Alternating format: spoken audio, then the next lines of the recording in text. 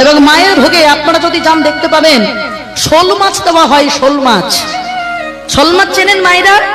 শোল মাছ, শোল মাছ দেওয়া হয় মায়ের ভোগে। কেন বলেন তো? এরও একটা বিশাল কারণ আছে বাবা। মায়ের ভোগে যাই দেন না কেন, আপনি অনেক অঞ্জলি দিয়েছেন, পোলাও দিয়েছেন, কিন্তু মায়ের ভোগে যদি শোল মাছ না দেওয়া হয় তাহলে মায়ের ভোগটা সম্পূর্ণ অসম্পূর্ণ থেকে যায়। কেন? এর একটা কারণ আছে বাবা। জয় দত্ত নামে এক বণিক এসেছিল, মানে এক সওদাগর। তা যখন এসেছিল চণ্ডীপুরে, চণ্ডীপুরটা তারাপীঠের আগের নামটা ছিল বাবা চণ্ডীপুর।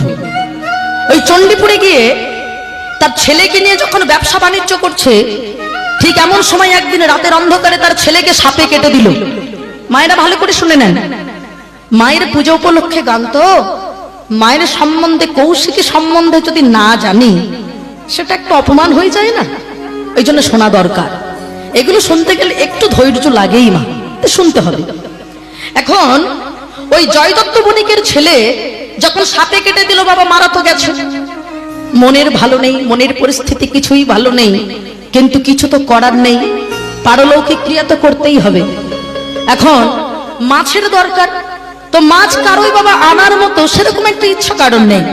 হঠাৎ একজন, ওখানেই একটা পুকুর আছে বাবা, তারাপীঠে মন্দিরের মধ্যে গেলে আপনারা দেখতে পাবেন একটা পুকুর আছে। হ্যাঁ, ওই জীবিত কুণ্ড বলে নাম পুকুরটা। ওই জীবিত কুণ্ড থেকে একটা শোল মাছ ধরেছে। ধরে যখন মাছটাকে কেটে ওই জলে যখন ধৌত করছে, একটা অলৌকিক ঘটনা ঘটে গেল মায়েরা। মাছটা কেটে যখন জলে ধৌত করছে, কি আশ্চর্য ব্যাপার, ওই মাছটা হঠাৎ করে জোড়া লেগে গেল। হ্যাঁ, কাটা মাছ, কাটা মাছ জোড়া লেগে গিয়ে হঠাৎ জীবন্ত হয়ে গেছে।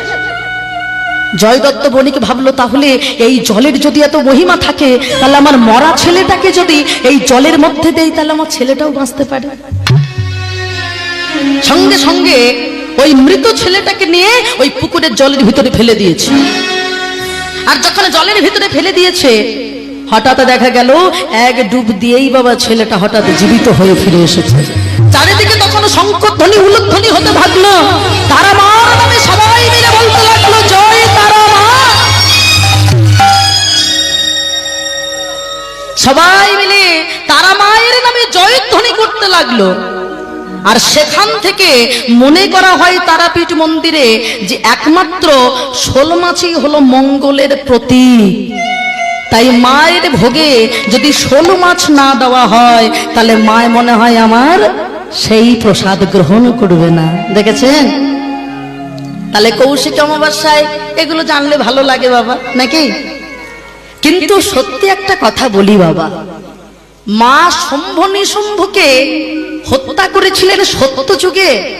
আচ্ছা, এখনো পর্যন্ত কি মায়ের যুদ্ধটা শেষ হয়েছে মনে করছেন?